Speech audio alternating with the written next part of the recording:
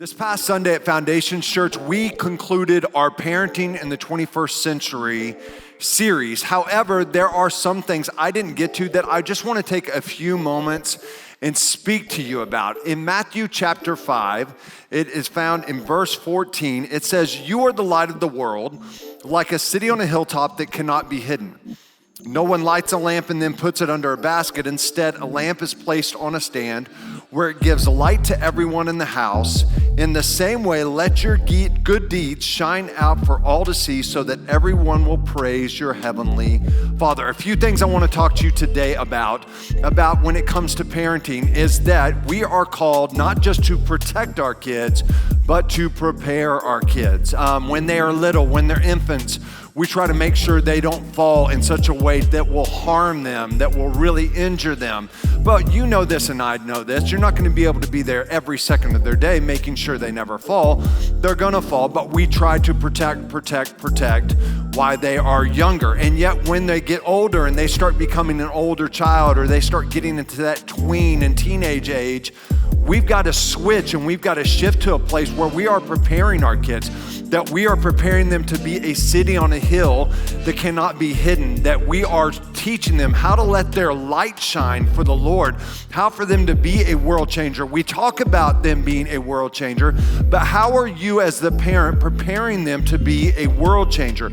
Are you training them to pray about their decisions? Are you training them to seek the Lord with all their heart, all their soul, all their mind, and all their strength? We have to prepare our children to be that city on a hill, that they are letting their good deeds shine out, that we're not hiding them and we're not just protecting them, but we're equipping them, we're preparing them to be that world changer in that city on a hill. So let me encourage from a parent to all the parents out there, don't just protect your child, but let's be very proactive and let's be really, really responsible and good stewards of the child God has entrusted us with, to prepare our child to become the man and the woman of God He has called them to be. The other thing I would want to talk to you about for just a moment is this right here. It's technology, it's cell phones, it's the internet, it's social media, it's all these things. And you know this, I know this, there's no Bible verse that says thou shalt not be on Facebook. Thou shalt not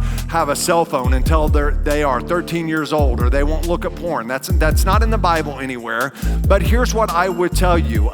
You get what you inspect, not what you expect. This is a big value for us at the Graves home, something we believe in. You get what you inspect, not what you expect. Parents, you better have some boundaries on the cell phones. And I know there's a lot, I don't want to invade their privacy, but what mid-hire was left without any sort of supervision or accountability when it comes to cell phones, that's just not a wise way for you to live and for you to engage as a parent, even a high schooler. All of us need accountability. And it's not invading privacy to make sure that you are that they're staying accountable with you. And so parents, make sure you are inspecting what is on this phone. Make sure that you are invested and you are understanding what your child is looking at, what their social media account looks like. You don't have to invade their privacy, but you do need to inspect to make sure that what your expectations are, what you expect them to look at and not look at, they aren't looking at and they are engaging in the correct things. Make sure that you are inspecting who their friends are, because the simple truth is this: as iron sharpens iron, so one man sharpens another. Their friends matter. Bad company corrupts good character. Their friends matter. Your friends matter. And you get what you inspect. Who are their friends really? Not just when you are looking and when you are hanging around them, but who are they really? And the last thing I want to leave you with is this. When our kids are small and they're younger, our kids are constantly waiting at the door when we come home, and they're excited and dad's home, and they're constantly engaged in our world because they're little children. But as they get older, it is the responsibility of us as parents to engage in their world, to meet them where they're at. What are their interests? What are they passionate about? What are they consumed with? And let's make sure, maybe that's playing video games. I'm not a gamer, but if I have one of my kids as a gamer, guess what I'm gonna be doing? I'm gonna be playing video games. I have no idea how to tend sheep still to this day. I'm not an FFA guy. That is not my MO, but you know what? My oldest daughter, she shows sheep and she's in FFA. So guess what I have gotten involved in and really tried to get into her world, into the FFA world, and understanding sheep and helping clean pens.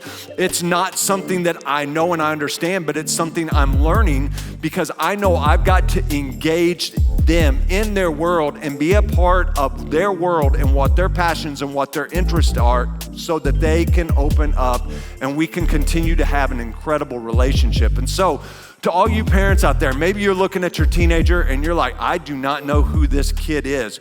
Chances are you stopped and you expect them to still engage in your world when really the responsibility of us as parents is to engage in theirs. So let me encourage you parents, man, let's engage in their world. Let's not just expect certain qualities and certain things from our teenagers and our kids, but let's make sure we're inspecting and let's make sure that we are preparing our kids to be world changers. Man, to just be a city on a hill that cannot be hidden and not just expect it. I hope you have a great day. We hope to see you this Sunday. I will see you soon.